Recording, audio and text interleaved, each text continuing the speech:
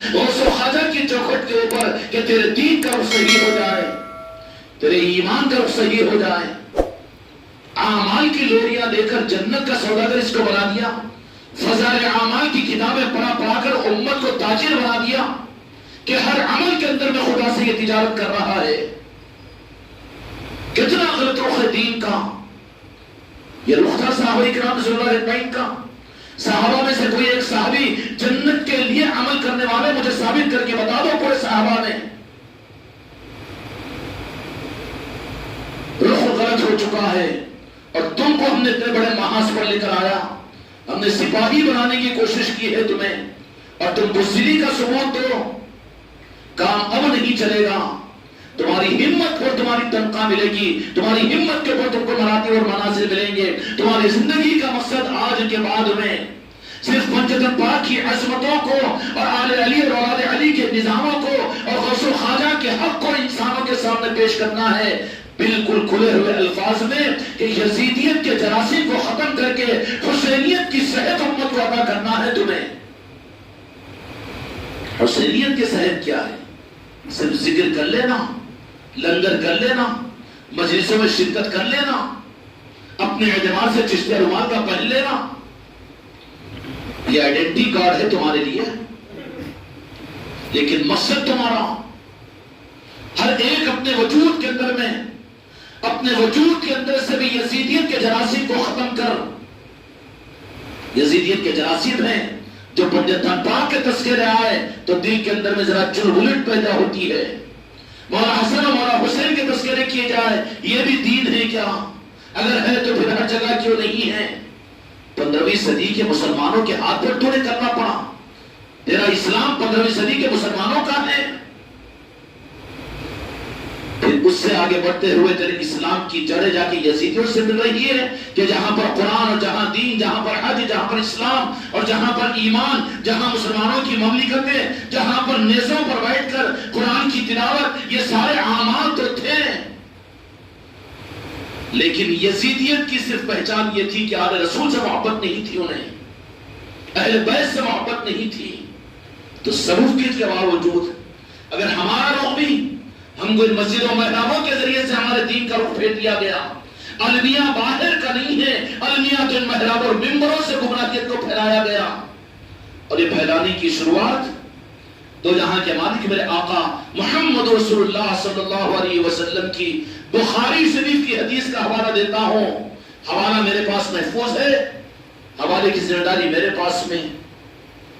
حضرت ابو ہریرہ رضی اللہ تعالیٰ عنہ مدینہ منورہ کو پہنچے تو وہاں پر مروان جو خلافت راشدہ مولا علی مشکل کشا علیہ السلام کے شہادت کے بعد میں مدینے کا گورنر تھا، مروان، جب مسجد نبوی میں تشریف لے گئے تو حضرت ابو ہریرہ رضی اللہ عنہ کے ساتھ میں اور ایک بھی صحابی ہے، تو وہاں پر فرمایا کہ ہم نے اس حدیث کو سنا ہے، تو جہاں کے مالک نے ارشاد فرمایا یزیدیت کا فرقہ وہ تو ظاہر ہوا ہے امت کی پہچان کے لیے کربلا میں، لیکن میرے آقا نے تو اپنی حیات ظاہرہ میں بخاری اور مسلم کی حدیثوں نے ظاہر فرما دیا۔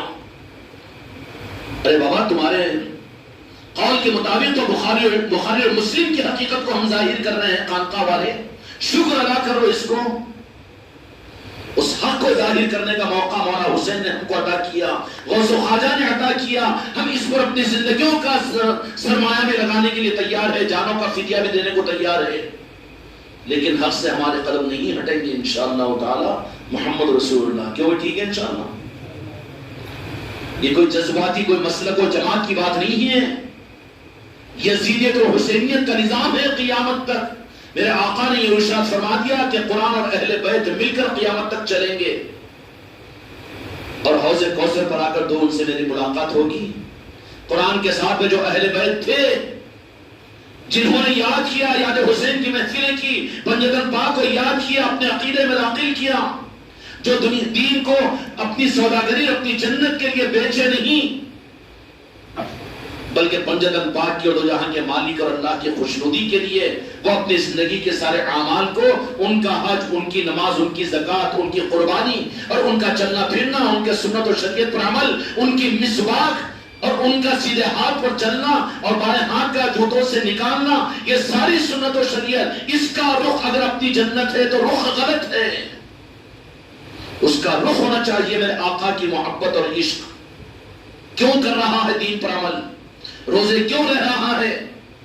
خدا کو راضی کرنے کے لیے دے گا وہ سنت خدا کو راضی کرنے، اس لیے کر رہا ہوں کہ میرے مصطفیٰ نے روزے کو اللہ کا حکم کہا، اس لیے میں روزے رکھ رہا ہوں. ہر عمل کے اندر میں خوشنودی مصطفیٰ کو دیکھو. تم کیا جانے قرآن کیا ہے، تم کیا جانے رب کیا ہے. رب کو تو مصطفیٰ جانے، مصطفیٰ کیا ہے مصطفیٰ کا رب جانے. حق کو چھوڑ کر کب تک بھٹکو گے؟ کیا خطرے میں پڑ جائے گا نہیں ایمان؟ کیسے ہوگا ایمان پر خاتمہ؟ حضرت ابو ہریرہ رضی اللہ تعالیٰ عنہ ارشاد فرماتے ہیں کہ یوں فرمایا کہ اس حدیث کو میں نے اپنے کانوں سے دو جہاں کے مالک کی زبان مقدس سے سنا. بخاری شریف کی حدیث سرچ کر رہا ہوں میں کہ بنی قریش کے اندر میں سے چند نوجوان میرے اس دنیا سے پردہ فرمانے کے بعد میری امت کو، میرے اسلام کو نقصان پہنچائیں گے اور ان کے ہاتھوں سے اسلام کو نقصان پہنچے گا. حضرت ابو ہریرہ رضی اللہ تعالیٰ عنہ فرماتے ہیں کہ مروان مدینہ منورہ میں مسجد نبوی کے اندر میں یزید پلید کے حکم پر مسجد نبوی کے منبر پر اہل بیت کی گستاخیاں شروع کیا تھا، مولا علی کی عظمتوں کے خلاف میں بیانات شروع کر دیا تھا. کہا حضرت ابو ہریرہ رضی اللہ تعالیٰ عنہ نے کہ یہی ہے جس کی اطلاع میرے مصطفیٰ نے عطا فرمائی تھی. اس کے بعد حضرت ابو ہریرہ رضی اللہ تعالیٰ عنہ جو رازدار ہے وہ دعا کیا کرتے تھے، یا اللہ میری زندگی کو سن 60-61 ہجری تک نہ پہنچا، اس سے پہلے مجھ کو اپنے پاس سے بلا لے. غم حسین، غم حسین، ماتم حسین کے ہم قائل نہیں ہیں. خانقاہ محمدی والے غم حسین، ماتم حسین منانے والے نہیں ہیں، لیکن یاد حسین ہمارے ایمان کا تقاضا ہے، ہمارے خانقاہ کی پہچان ہے، میرے مریدوں کے گھروں کی پہچان ہے، اور میرے مرید کی پہچان ہے کہ وہ یاد حسین کہنے والے ہیں، جو عین سنت ہے، عین شریعت ہے. 1400 سالہ تاریخ کے اندر میں یاد حسین کو نہیں بھلایا. بھلانے کی جو کوشش کی گئی وہ یزید اور قیامت تک یزیدی کرتے رہیں گے کہ نہیں یاد حسین مت مناؤ، مسجدوں میں مت اہتمام کرو، گھروں میں مت مناؤ یاد حسین. کیوں کہ یاد حسین تو چبھتا ہے ان کو. جن کو چبھتا ہے ذرا ان سے پوچھو کہ جس ملک میں رہتے ہو جنگ آزادی کی جشن آزادی کو منانے کے تو اپنی مسجدوں میں آزادی کے جلسے کرنے اور ان کے آزادی کے لیے، ملک کو آزاد کرنے کے لیے جن علماء نے قربانی دی ان کی زبانوں پر تعریف سے تمہاری زبانیں سوکھتی نہیں. اے کمبخت بے ایمان گستاخ، کہ ایک ملک کی آزادی جو قدموں میں پڑی تھی اولیاء کے غریب نواز کے صدقے میں، تاریخ اگر کھول دوں نا تو دماغ کے پرخچے اڑ جائیں گے. ملک کی آزادی ان لوگوں کی نہیں ہے. اس میں تو سلطان الہند نے کن کو کس طرح سے استعمال کیا، کسی اور موقع سے ہم اس کو ظاہر کریں گے. ظاہر کرنے کے لیے خانقاہ محمدی ہے، ڈریں گے ہم کسی سے نہیں. حق کو ہر رخ کے اعتبار سے دنیا میں ظاہر کریں گے، قبول کریں نہ کریں. لیکن جن کو سامنے رکھا ہے اور علماء نے جو شہادتیں دی ہیں، تو ملک کی قربانی کے شہیدوں کو تم یاد کرنے پر اصرار کرتے ہو، اخبار میں اور تقریروں میں کالم دے رہے ہو، جمعہ کے دن منبروں سے ان شہید جنگ آزادی کے یاد کرنے پر اصرار تم اور حکومتوں سے مطالبہ کر رہے ہو. تمہیں شرم نہیں آتی کہ ایک ملک کی آزادی کے لیے تم مسجدوں اور منبروں کو استعمال کر رہے ہو، لیکن انسانیت کی آزادی اور انسانیت کو حق دلانے اور اسلام کو قیامت تک حق کے قائم کرنے کے لیے جو میدان کربلا میں 72 نے شہادتیں دی اور قربانیاں دی، ان کی یاد کو تم نے منبر اور مسجدوں سے بھلانے میں تم اس کو دین کی خدمت سمجھے ہو. کتنا بڑا روح بدلا ہوا ہے یہ. اور جو کرتے ہیں پھر یہ کوشش کرتے ہیں کہ یہ نہیں ہونا چاہیے. کیوں؟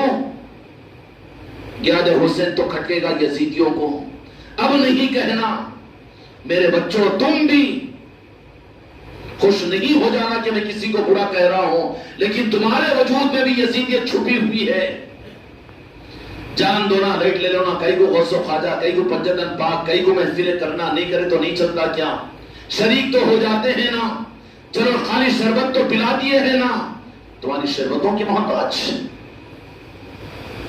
پھر کہا جائے گا کہ شربت، ارے وہ خوشی میں شربت پلا رہے ہیں، اچھا تجھے کیا غم ہے بابا؟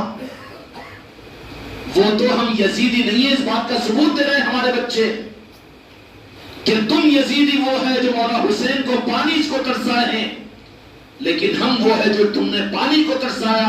ہمارا کردار ہے کہ ہم شربت پیش کرتے ہیں مولا حسین کی بارگاہ میں۔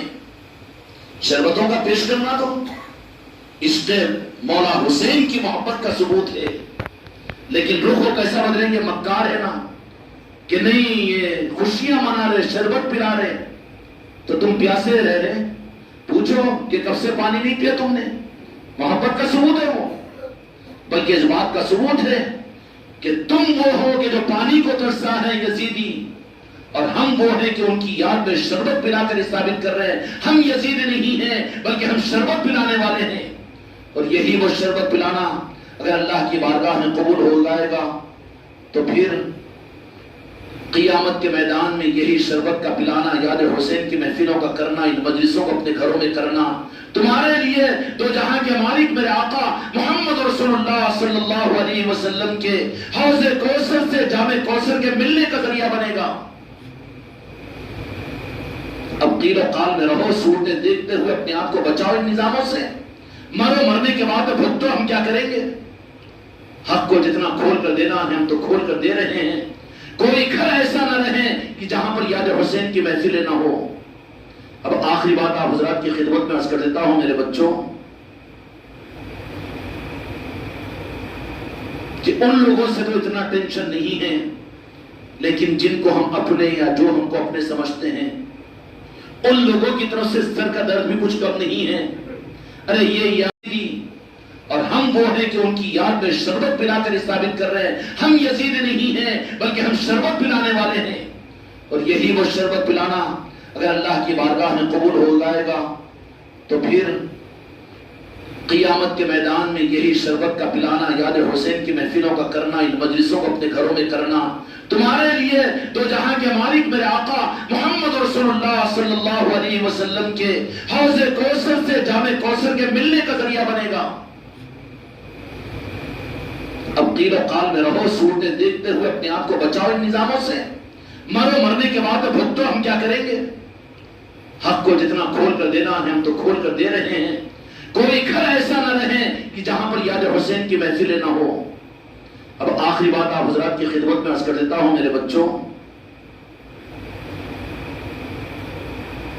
کہ ان لوگوں سے تو اتنا ٹینشن نہیں ہے، لیکن جن کو ہم اپنے یا جو ہم کو اپنے سمجھتے ہیں ان لوگوں کی طرف سے سر کا درد بھی کچھ کم نہیں ہے۔ ارے یہ یا پنجتن پاک کہتے ہیں، یا علی کہتے ہیں، یا سید کائنات کہتے ہیں، یا حسن یا حسین کہتے ہیں، تو پھر کیا یہ رافضی ہے کہ شیعہ ہے؟ رافضی ہے کہ شیعہ ہے؟ اچھا، رافضی اور شیعوں کی پہچان یہ ہے کہ وہ پنجتن پاک کو مانتے ہیں لیکن ان کی آن غوث و خواجہ کو وہ کبھی نہیں مانتے۔ اور تم لوگ غوث و خواجہ کو مانتے کہ نہیں مانتے؟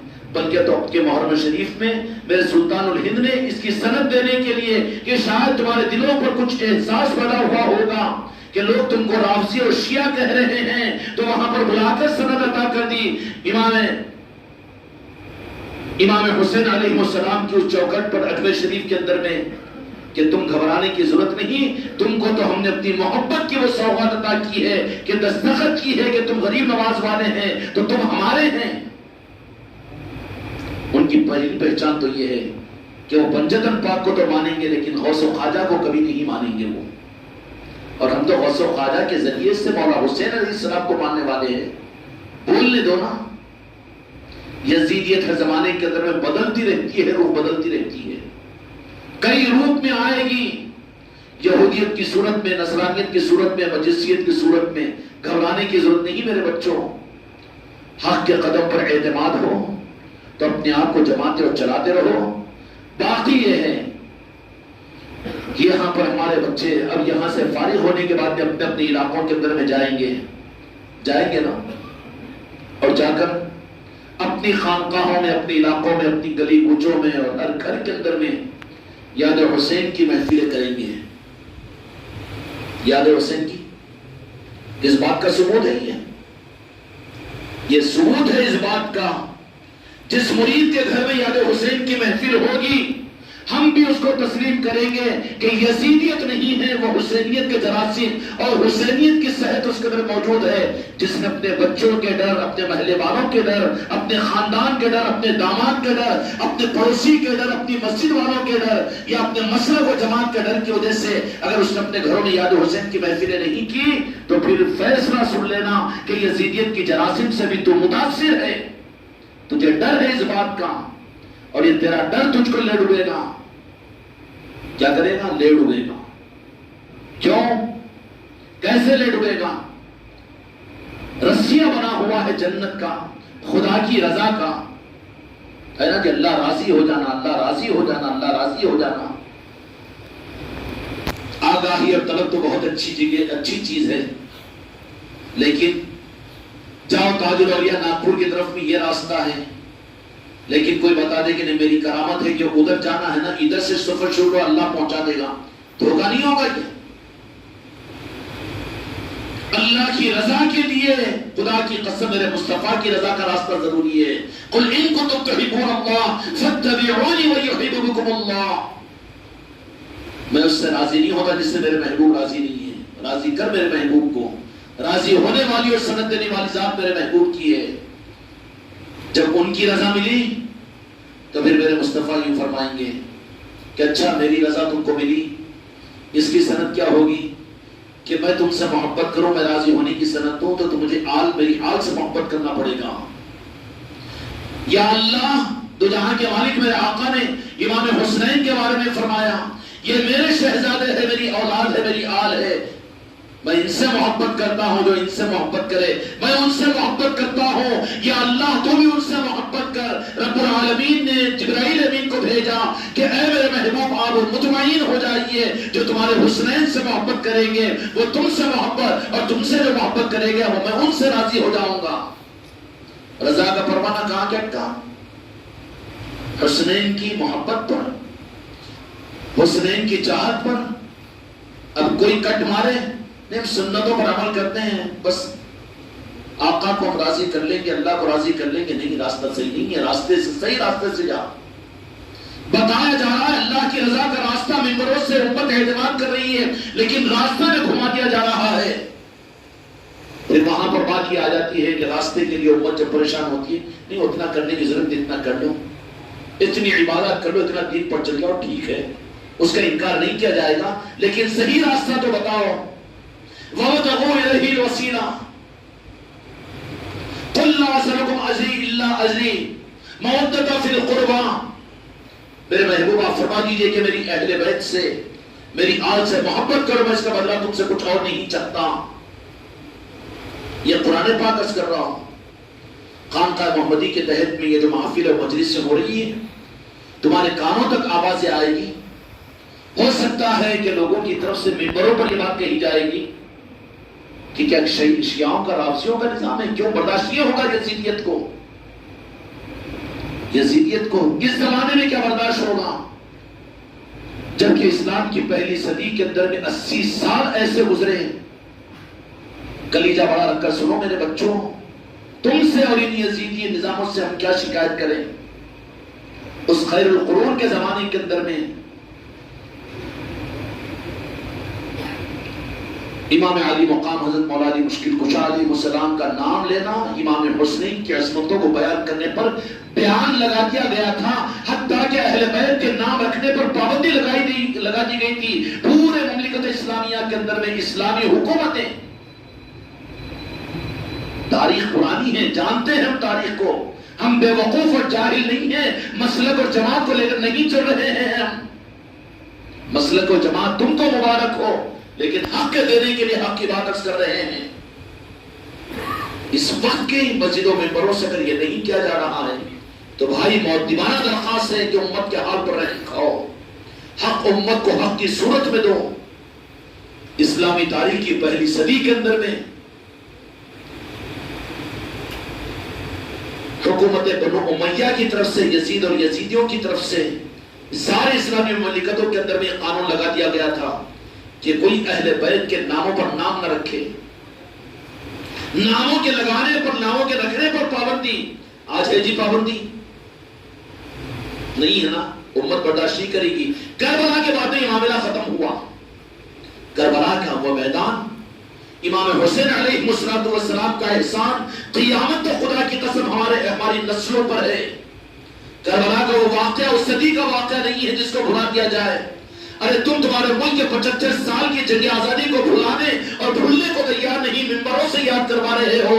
تمہیں شرم نہیں آتی کہ پھر امام حسین علیہ السلام کی قربانیوں اور شہادتوں کو یاد دلانے میں تم اس کو، امت کو کیوں پیچھے ہٹ رہے ہو؟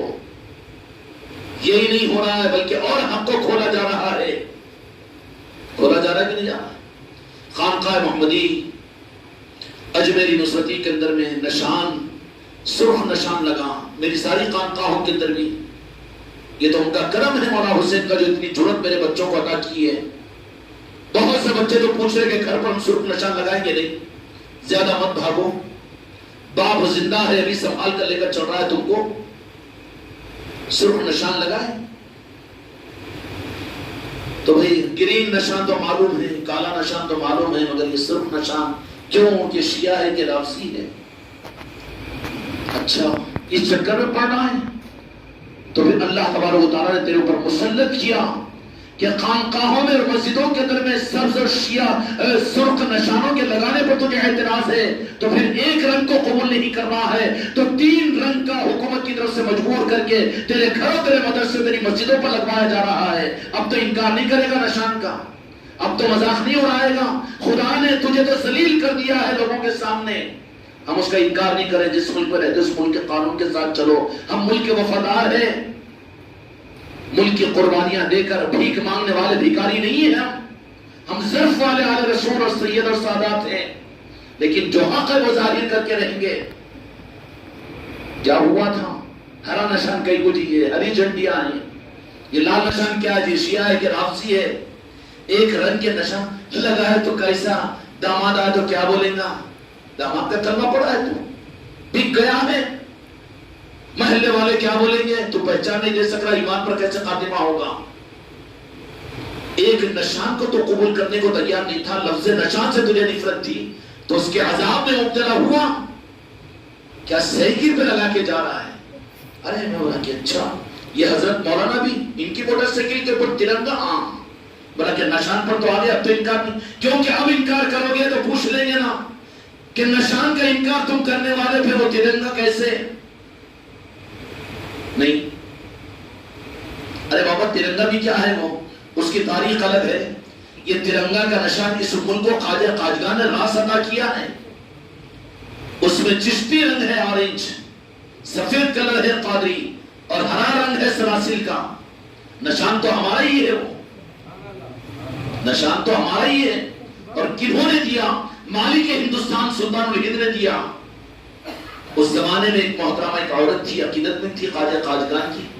اس نے جب نشان کا مسئلہ آ رہا تھا کہ نشان کیسے بنے کیسے بنے کیسے بنے، تو گاندھی جی کے پاس اس عورت نے کہا کہ ہم نے بشارت میں یہ چیز دیکھی ہے، لمبی تفصیل ہے اس کی. اور وہ کس نے دیا؟ سلطان الہند نے دیا ہے. اگر ہم کہہ دیں تو شاید کہ یہ لوگ، مگر لگوا کیسے رہے ہیں؟ ان کا ملک ہے، کیسے نہیں لگوائیں گے؟ گھر گھر لگواؤ. اور کن سے لگاؤ؟ جو نشان کی مخالفت کرنے والے.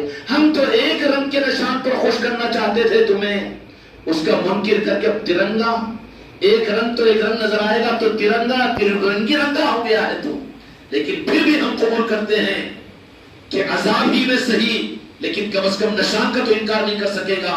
ایک بچہ بھی مسلمان کا کہے گا چلو خاموش بیٹھو جی مفتی صاحب، یہ نشان جو لگا رہے ہیں ہرے اور کالے اور لال اور سفید، انکار کرتے تو پھر وہ تم کیوں لگا تمہارے مدرسے میں؟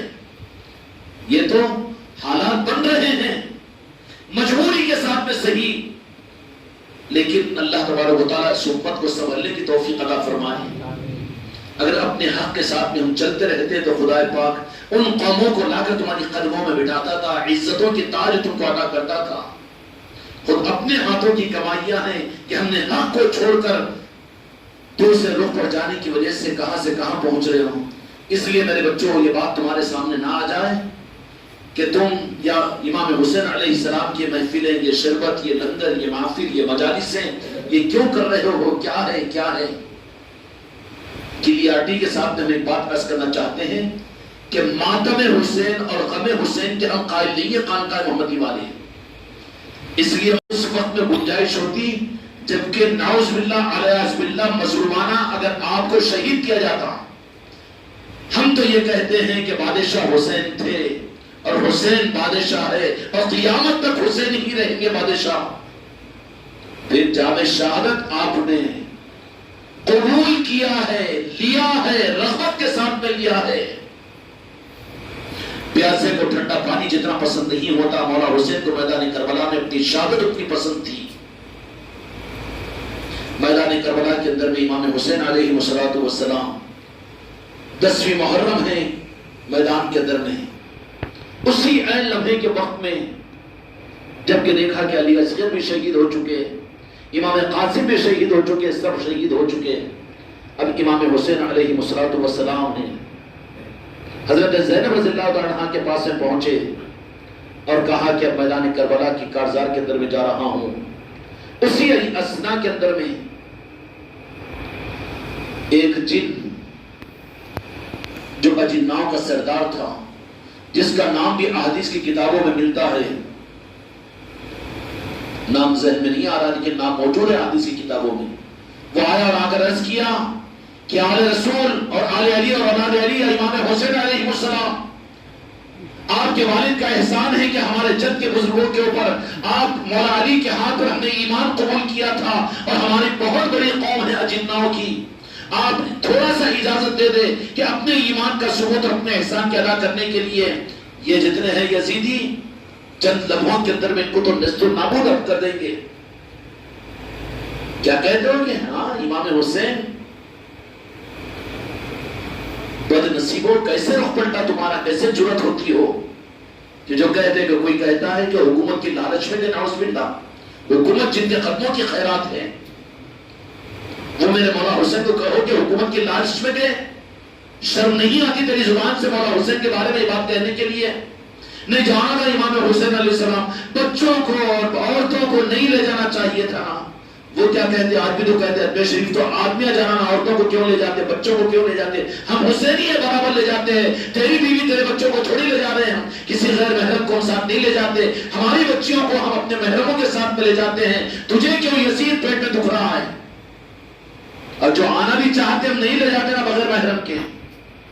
ہمارا نظام حق کی بنیادوں پر ہے، ہمیں مشورے مت دو. پھر ہم زبان کھولیں گے، جواب نہیں ملے گا تمہارے پاس میں. زبان کو ہم خاموش نہیں رکھیں گے. حق کے لیے تو زبان کھل چکی ہے اور بولتے رہیں گے چاہے کسی کو ناگوار گزر جائے. جن نے آ کر عرض کیا اور قدم بوسی کی کہ امام حسین اس بدلے کے حق ادا کرنے کا وقت ہے کہ آپ موقع دیجیے. کہ چند سیکنڈوں کے اندر میں اجناؤں کو رہتی نا جی طاقت، 7 موکل کی طاقت ایک جن کو رہتی ہے. اب موکلہ حاصل کرنے کی تسبیح کے دانے بتائے اور کوئی عامل تو اچھا ہے نا جی. موکل حاصل کرتا کیا کرتا؟ بلبل پھوٹا نے بچتا، ہاں ہو ہا کرتا، دھوئے نکالتا، ہاں کچے جھاڑو کو انگار لگاتا. یہ دکان چلاتا دنیا کی نہیں جی، یہ رسی ہے رسی رسی ہے تو وہ چوٹی چوٹی چوٹی. ارے وہ تو تانتریکا بھی اس سے زیادہ کر لیتے ہیں. تو اگر کر کے بتا رہا ہے بیوقوف بنانے کو، پھر مقصد کیا ہے؟ حق کو بتانا نہیں نہیں، جیب گرم کرنا ہے.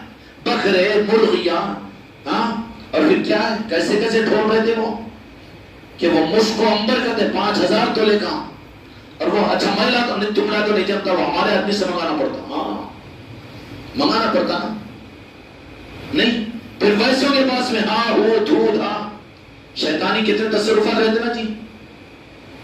تو یہ کیا بتا رہا ہے بابا؟ شیطان کو تو اللہ نے اتنا اختیار عطا کیا کہ وہ انسان کے خون کے رگوں کے ساتھ دوڑ سکتا ہے. اللہ نے اتنا اختیار عطا کیا اس کو، اس کا کوئی جسم ہی نہیں بنایا. وہ چاہے جس روپ کے اندر میں سامنے آ جائے، بلی کے کتے کے، شیطان کو اتنا تصرف دیا ہے. میاں اور غوث و خواجہ کیسا آ سکتے جی، انہوں مدد کیسا کر سکتے جی؟ شیطان کر سکتا. اللہ دشمن کو اتنی طاقت دے کہ جہاں بھی چاہے پہنچ جائے، رگوں میں پہنچ جائے. تو اللہ اپنے دوستوں کو یہ اختیار نہیں دیا کہ کسی کے وجود سے بات کرے، کسی کے زبان میں آ جائے اور کسی کے وجود میں اپنے جلوے کو ظاہر کر دے. ماں تو مانتا شیطان کو یا دوستوں کو نہیں مانتا. تو دشمن والے نظام کا ہے تو اللہ کے ساتھ دشمنی کر رہا ہے. سب کچھ اللہ کے چاہنے پر ممکن ہے. وہ جن آیا اور جن آ کر جن بولتے خوش تو نہیں ہوا ہے کیسے لوگوں زرداتوں ایک نظر ابھی دل کے کسی خانے میں چھپ کے کیا ہے یہ موکل وظیفہ بتاؤ ذرا 1000 کی تسبیح دے دو ہاتھ میں کھٹ کھٹ ادھر گرنا کھٹ کھٹ ATM کا کارڈ ادھر آنا ہاں کچھ تو بھی دینا تمہارا پیر دیا کہ کچھ تو بھی ایک آدھ موکل ہاں جی رضوان بھائی سوالہ کرتے ہوں گے نا ہاں کرتے نا ہم لوگوں کیوں جس کی جیسی سوچ ویسی بھوکے کے سامنے کہتے ہیں 2 روٹی ہی بول دیتا ہوں 2 نہیں روٹی بول دیتا ہوں تب ان کو تو وہی نظر آئے گا اچھا وہ ہے کچھ تو میں دے دیے پیر صاحب تو بھی ٹھیک ہے کیوں ہم بھی آتے پھر ان کے پاس میں کیوں تیرے کو 2 ملے تو ہم تو 4 لے لیتے موکلوں لے کیا کرتا ہاتھا پاؤں دبا لیتا نہیں ہوئے تو ذرا وہ کاما یہ کاما وہ معلوم ہو جاتا یہ معلوم ہو جاتا اب یہاں نہیں مل رہا ہو تو صحیح لائنوں کے اندر میں پھر وہ لوگ بھی چوکھاٹا بٹھا کے رہتے ہیں وہاں پر نہیں جی ڈاکٹر صاحب جہاں کالی چوڑی پیلی چوڑی نیلی چوڑی کیا کیا کی رہتے نا چوڑیاں چوڑے ہاں پھر اب وہ تو اس جن نے آ کر یہ کہا کہ مولا آپ حکم دیجئے کہ ہم یہ نہیں دیکھا جا رہا ہے ہم وہ ہیں کہ آپ کے والد حضرت مولا علی مشکل کشا علیہ السلام کے ہاتھ پر ہماری قوم نے ایمان قبول کیا تھا آج اس کچھ خدمت کا ہم کو موقع دے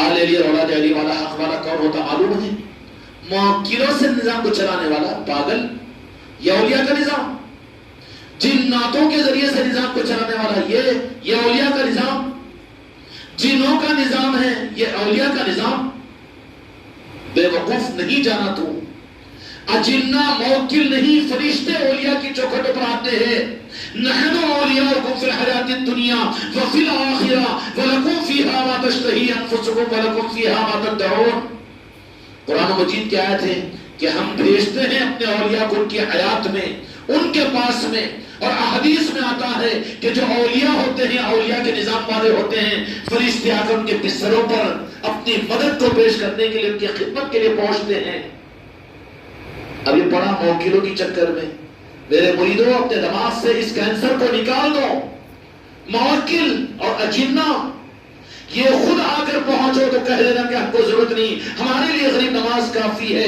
ہمارے لیے غسل اعظم کافی ہے ہمارے نہیں بولے ڈر لگ رہا بولے وہ جن سے کہتے انہیں کچھ کرا دیا کرتے انہیں کچھ کر دیا کرتے تو کیا کر دیا رے بچے جا کے بڑا پتھر بن کے تالاب میں کود کے مر جانا پھر ہم تو تجھے حق کا سپاہی بنائے تھے اب تو ڈرفو بن رہا ہے انہیں کھول کے دیکھا انہیں یہ کر کے دیکھا انہیں وہ انگل دیا کرتے انہیں وہ کر دیا وہ موکل والا کرتے وہ عامل کرتے انہیں ہنڈی نکال کے دے تو بولا انہیں منڈی کاٹ تو بولا یہ کہانیاں ہمارے سامنے اولیاء کا نظام کیا ہوتا ہے کہ موکل تو موکل بلکہ اجنہ تو اجنہ بلکہ فرشتے آ کر ان کے دروں پر جھکتے ہیں اور کہتے ہیں کہ اللہ نے تمہارے لیے مسخر کیا ہے اور فرشتوں کی طاقت 7 موکل کی طاقت ایک جن میں اور 7 جن کی طاقت ایک فرشتے میں ہوتی ہے اب 1-2 موکل کچھ لے لیا تو کتنا گول گھماتا ہے انہیں ہاتھ پہ سونے کی انگوٹیاں بھی چھلے بھی چھلے بھی یا زلفیں بھی اور اونٹ پانی دھواں ہاں وہ پھر کیا ہے یہاں ایک فلائٹ وہاں پر ایک ہی ہے اور وہاں پر وہ اور وہاں پر وہ شہر وہاں سندل کی لکڑی یا منڈپ کی لکڑی اور پھر کروڑپتی اربپتی ارے اچھا بزنس ہے بھائی منہ پہ پانی کتنا تھا 5 سال پہلے کاروبار شروع ہوا آئے تھے خالی تھیلی پکڑ کے بولے آتے تھے جاتے تھے پیدل لیکن اب بمبئی میں اتنے فلائٹ ہو گئے اور وہاں پر ہو گئے اور حیدرآباد میں یہ کمپنی کیسے چھو چھا پتا چلے گا جب اولیاء گرفت کریں گے اپنے نظاموں کے اوپر ہے تمنا پھر کسی میں 7 اجناؤں کی طاقت ایک فرشتے میں رہتی ہے یہ سب کیوں بتا دے رہا ہوں کہ ادھر نہیں جانا ہاؤ جی فیضو بھائی نہیں تو لے کے جاتے تم نہیں بھی گئے تو ہاتھا پکڑ کے ذرا کاما نہیں بن رہے چل ذرا ایک جاتا ہوں پان والے کے پاس لے جاتا ہوں ایک ڈنڈے والے کے پاس لے جاتا ہوں ایک ہرے کپڑے اوڑھ کے بیٹھ کے رہتا میں ہار اٹھانا پڑتا نہیں تو کون بھروسہ کرتا بزرگوں کے ہاں چوکھٹ پہ ہے ہمارا معاملہ تو بس اچھا کتنا معاملہ پھر بعد میں کہیں کو تیرا 50,000 نہیں بولے خدمت کرنا پڑتا ابا خدمت کر تو وہاں پر اپنے دستار کو نکال کر اولیاء کی چوکھٹ کو صاف کر، یہ خدمت۔ اب تو اپنی قسمت وصول کر رہا ہے، خدمت کا نام لے رہا ہے، نہیں اجمیر شریف کو کہہ دو وہ دینا کرانا پڑتا، وہ کرانا، اچھا بارے وہاں تیری پراپرٹی بیچ کے کرنا پھر وہاں پر، وہ تو نہیں کروا رہا ہے، اچھا کروا رہا بھی تو کتنا لے رہا ہے، کتنا کر رہا ہے، وہ کیا ہے؟ اب ہمارے سامنے اور جی قاسم صاحب، ارے یہ پیر صاحب تو لے گئے، وہ کیا ہے؟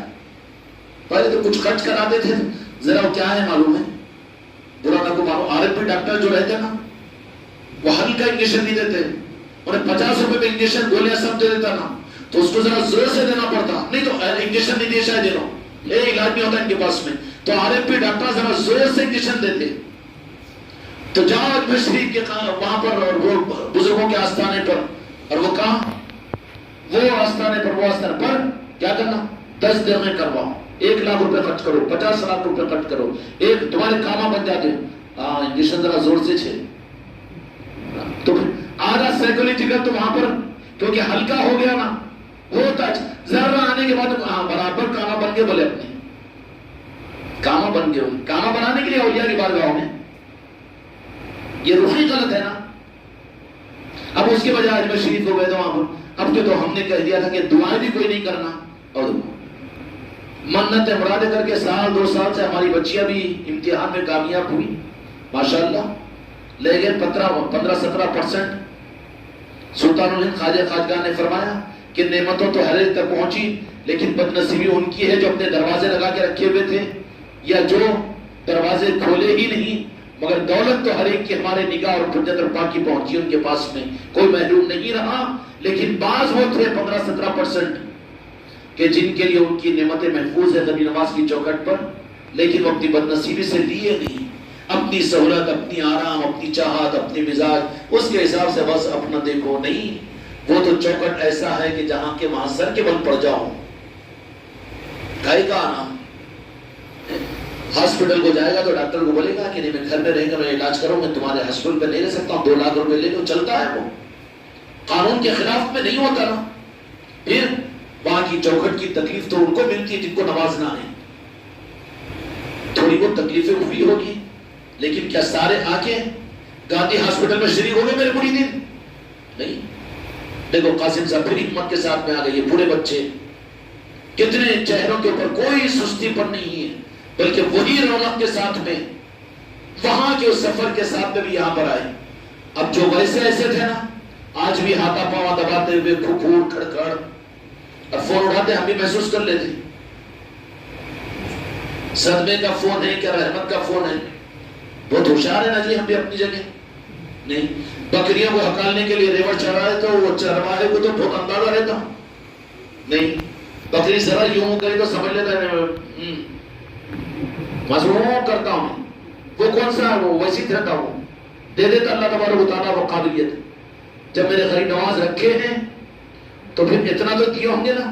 اب بناوٹ کے ساتھ میں سب اچھی چیزوں کو چھپا دے کے صرف شکایتیں ہی شکایتاں اور ہمیشہ صدمہ ہی صدمہ، تو آخر بولتا بیٹا روتی صورت پیدا ہوا، تیری قسمت میں چرونا ہے تو پھر میں کیا کروں؟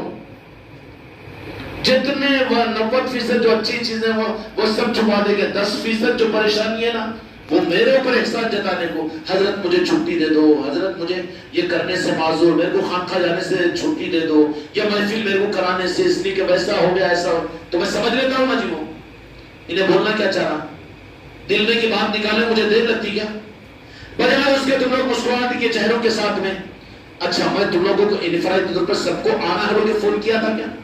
اب یہ ہمارا میرا پہلوان بچہ ہے جو بھائی گی، حالانکہ 2-2.5 دن سے وہ بخار ہے سب کچھ ہے، لیکن آ گئے ہیں کہ بلائے گئے، بلا لیے گئے۔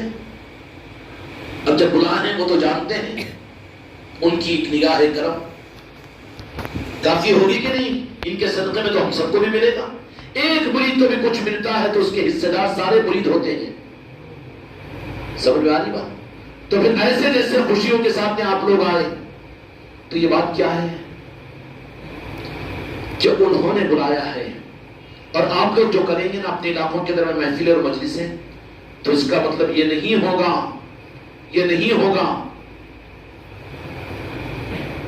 کہ لوگ اگر تمہیں کہیں تو اس ڈر اور خوف کی وجہ سے ان محفلوں کے رخ کو تم نہ بدل دو، بلکہ ہم خود یہ کہہ رہے ہیں یہ بات کو، ہم غم حسین منانے والے، ماتم حسین منانے والے نہیں ہیں، لیکن ماتم منانا الگ ہے، غم منانا الگ ہے، اور غم کا ہونا یہ الگ ہے۔ غم کا ہونا نسبت کی دلیل ہے، ماتم کا منانا یہ ایکسپوزنگ کی علامت ہے۔ حیدرآباد کے اندر میں نوحہ خانوں کی کمپنیاں رہتی، وہ کیا بولتے، گروپاں، کمپنیاں بولتے گی، پارٹیاں۔ گھر میں مردہ مر گیا بولے تو ان کو بلا دیتے، 10,000 لیتے، اب کیا واریاں کر کے روتے رہتے رات بھر، جیسے سکی بیٹی ہے کہ سکی اب مائیں گی، کون ہے سکے، نہیں 11,000 کے لیے رو رہے، تو ان کو غم ہے کہ وہ 11,000 کی خوشی ہے، 11,000 کی رونے والے غم کی۔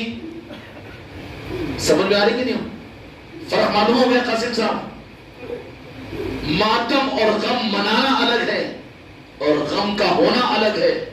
وہ مسلمان نہیں جو محرم الحرام کے زمانے میں اس کو غم حسین اس کے دل میں نہ ہو۔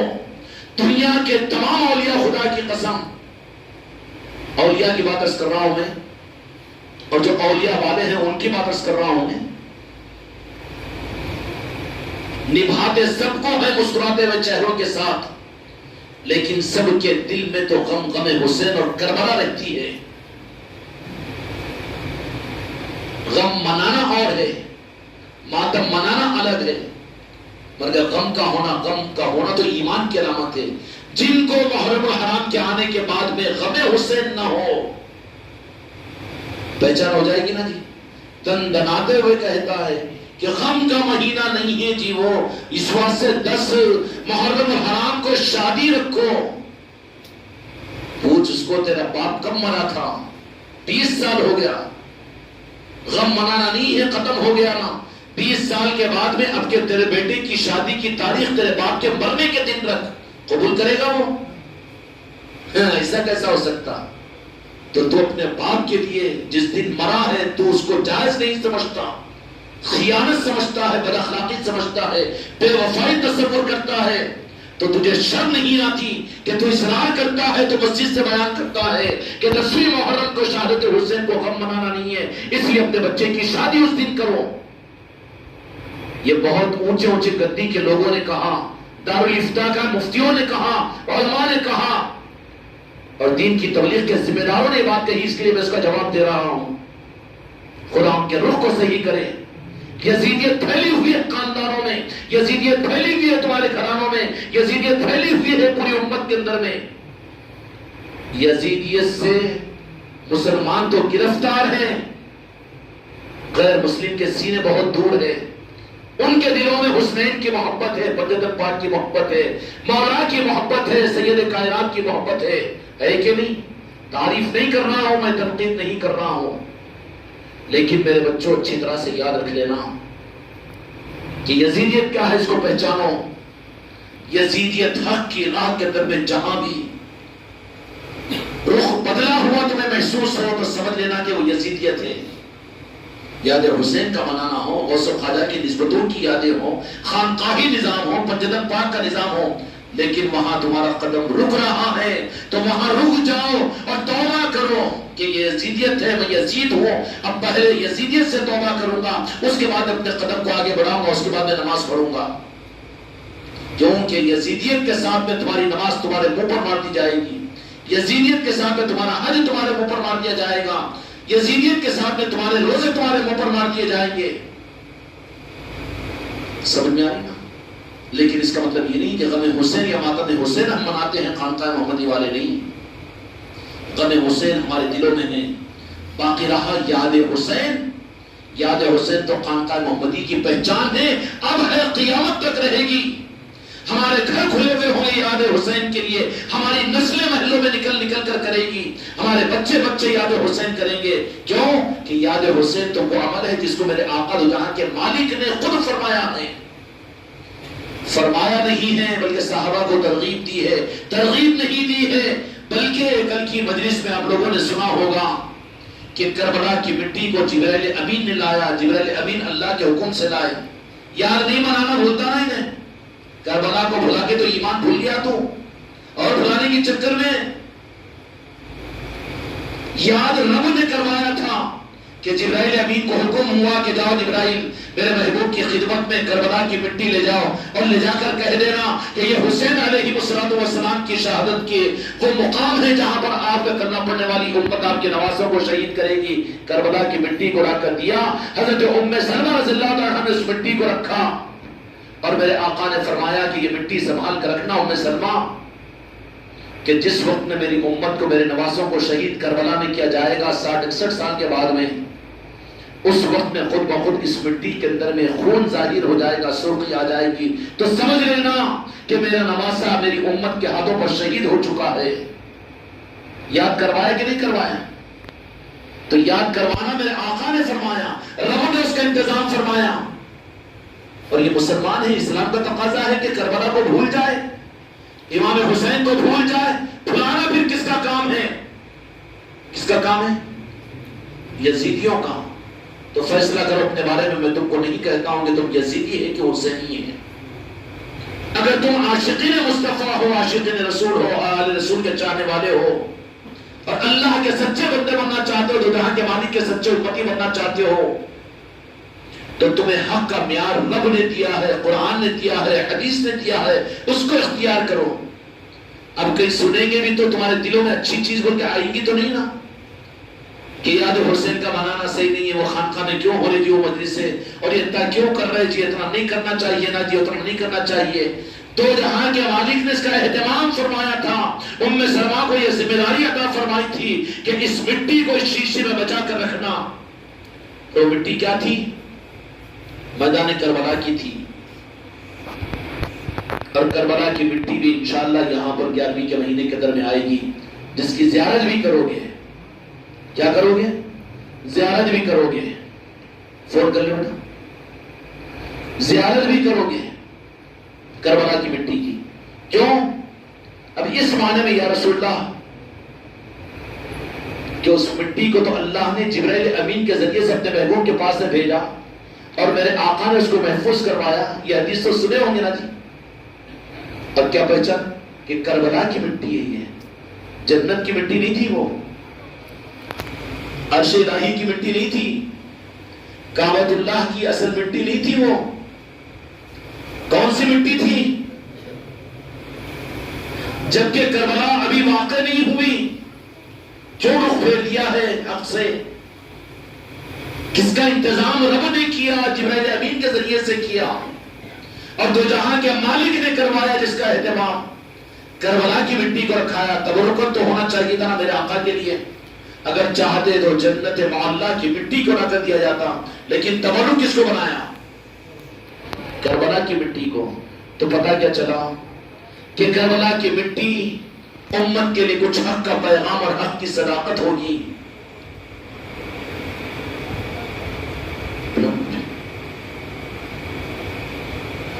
کچھ حق کا پیغام دینا تھا، امت کے لیے کچھ انتظام کرنا تھا. اس کے لیے کیا ہوا کہ اللہ تبارک و تعالیٰ نے جبرائیل امین کو حکم دیا اور حکم دے کر وہ مٹی کو لایا گیا اور تو جہاں کے مالک کو عطا کیا گیا. اور میرے آقا نے بھی اس مٹی کو یعنی کہ بعد میں میری امت حق کو دینے کا انتظام کیا نا میرے مصطفیٰ نے. تو کیا ہوا کہ اس مٹی کو ام سلمہ رضی اللہ عنہا کے پاس محفوظ فرمایا کہ تم اس کو سنبھال کر رکھنا، اس کو دیکھتے رہنا، اس کا دیدار کرتے رہنا. اور وہ کرامت اس مٹی کے اندر میں ظاہر ہوگی، کربلا کی مٹی کے اندر میں، کہ 60 برس کے بعد میں خود بخود اس مٹی کے اندر میں سرخی پیدا ہو جائے گی. تو تب سمجھ لینا کہ میدان کربلا میں میرے نواسا شہید ہو چکے ہیں. کچھ تو نظام ہے نا جی کربلا کے ذریعے سے. کربلا کو یاد کرنا، کربلا کو یاد کرنا اپنے ایمان میں جلا پیدا کرنا ہے، اپنے اسلام کا ثبوت ہے، اپنی یزیدیت کی نفی ہے اور اپنی حسینیت کے ہونے کا ثبوت دینا ہے. تو اس کے لیے یاد حسین تو قرآن سے ثابت اور حدیث سے ثابت ہے. کیا ہے؟ قرآن سے ثابت. اتنا بڑا دلیل کیسے جی؟ کل کی مجلس میں وہ بات بھی آ گئی تھی، سورہ آل عمران ہے نا، آل عمران سے حقیقت میں جو مراد ہے حضرت ابو طالب، حضرت خواجہ ابو طالب کا نام عمران تھا، اور ان کی آل ہے جو قیامت تک چلے گی۔ آل عمران جو سورت کا جو عنوان رکھا اللہ تبارک و تعالیٰ، آل عمران سے مراد عارفین اور اولیاء نے آل رسول کو لیا ہے، امام حسین کی اولاد کو لیا جو قیامت تک چلے گی۔ وہ عمران علیہ السلام کی نرینہ اولاد نہیں تھی، ان کی آل نہیں چلی۔ دوسرا جو عمران بادشاہ تھا اس کی کوئی نرینہ اولاد نہیں، اس کی نسل نہیں چلی۔ نسل جس عمران کی چلی تاریخ میں وہ عمران حضرت خواجہ ابو طالب تھے، جو آپ کی آل میں امام حسن و حسین ہیں، اور ان کی اولاد میں امام زین العابدین سے لے کر قیامت تک اولیاء آتے رہیں گے، اور اہل بیت کا نظام امت کو ملتا رہے گا قرآن کے ساتھ میں۔ یہ آل عمران ہے جو ثابت ہے، آل عمران سے مراد آل رسول ہے۔ سمجھ میں آگی بات؟ اس لیے یہ نہیں کہنا، ہم دلیل نہیں دیتے، احتیاط کرتے ہیں، لیکن واقعات کربلا اور آل رسول کی محبت تو قرآن کا حکم ہے، حدیث کا حکم بتا دیا ہوں۔ اس کے بعد میں پھر 1400 سالہ تاریخ میں امت نے اجتماعی طور پر یاد حسین کو نہیں بھلایا۔ یاد حسین ان کے لیے تو اپنے زندگی کا ایک ایمان کی پہچان تھی، اور تمہارا موجودہ اسلام بھی، تمہارے مدارس، تمہاری مسجدیں بھی یاد حسین کا صدقہ ہے۔ تمہارے ماں باپ، تمہارے نانا نانی، دادا دادی نے ابھی تک اس امانت کو سنبھالا تھا، لیکن یہ 40-45 سال سے یزیدیت گھر گھر میں پہنچی ہے، محلے محلے میں پہنچی ہے، اور دندناتے ہوئے دین کے بڑے نظاموں پر انہوں نے قبضہ کر لیا ہے۔ اس لیے میرے بچوں، اپنی ہمت کے ساتھ میں حسینیت کے جذبے کو ہر انسان میں پیدا کرنے کے لیے اپنے آپ کو ہمیں تیار کرنا ہے۔ اس کا مطلب یہ کہ لڑنا بھگڑنا نہیں ہے، بلکہ اس کے لیے جو کچھ کرنے کا کام ہے وہ خانقاہ کے ذریعے سے تمہیں کرنے کے لیے کہا جائے گا، مگر اس پر کرنے میں پس و پیش نہیں کرنا۔ اس لیے اس محفل کے ہونے کے بعد جاؤ اپنے اپنے علاقوں میں خانقاہ کے اندر میں محفلیں کرو۔ اس کے بعد میں ہر مرید کے گھر کے اوپر یاد حسین کی محفلیں ہونا۔ ہم یاد حسین کی محفلیں کرتے ہیں جو قرآن و حدیث سے ثابت ہے، 1400 سالہ تاریخ ثابت کرتی ہے۔ ہم ماتم حسین کرنے والے، غم حسین کے منانے والے نہیں ہیں، اس لیے کہ شہادت جو ہوئی وہ رغبت سے ہوئی۔ جو ہوئے ہیں ان کو غم نہیں، تو ہم کو کہاں حق ہے کہ ہم غم منائیں؟ تم غم مناتے رہو، تم منا رہے ہیں۔ جنگ آزادی میں جو شہید ہوئے علماء ان کا غم منا رہے ہیں، ان کی تاریخ کو یاد کرا رہے ہیں۔ تمہاری زبانوں سے کہلوایا جا رہا ہے نا، ہم کہہ رہے ہیں کہ تم بھی 72 کی شہادتوں کے تذکرے کرو، اس کے لیے تیار نہیں، اب کرو ان کے، انہوں افضل کے انہوں افضل تھے، اور کروایا کون؟ کروایا تو انہوں نے ہی نہیں، دین کو بچایا کون؟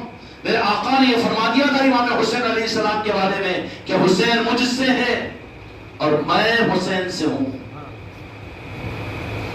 حسین مجھ سے ہے تو یہ پتا چلے گا کہ شہزادے ہے، آل رسول ہے، لیکن حسین سے میں ہوں کا کیا مطلب ہے؟ کہ میں یعنی میرا دین امت کے لیے حسین سے بچے گا۔ مولا حسین نے دین کو بچایا تھا وہاں پر، اور جو دین کو بچائے، یہ دیندار خود بچانے والوں کو بھول جائے کتنا بڑا باقی ہو جائے گا جی۔ اس لیے اپنے گھروں کے اندر میں سے یزیدیت کو نکالو، اپنے وجود کے اندر میں سے یزیدیت کو نکالو، اپنے خاندانوں کے اندر میں سے یزیدیت کو نکالو۔ جو حق کی راہ میں رکاوٹ آئے، حکمت کے ساتھ، اخلاق کے ساتھ اس کو دعا کے ذریعے سے، تدبیروں کے ذریعے سے، اپنے گھروں میں محفلوں کے ذریعے سے، یا ان کو آل رسول کے نظاموں سے جوڑ کر، ان کو غریب نواز کی طرف میں لے جا کر، ان کو اولیاء کی چوکھٹوں سے جوڑ کر، بیماری کا علاج تم نہیں کر سکتے، ضرورت ہے اس کی آپریشن، تو آپریشن کے لیے آپریشن تھیٹر کو لے آنا پڑے گا نا۔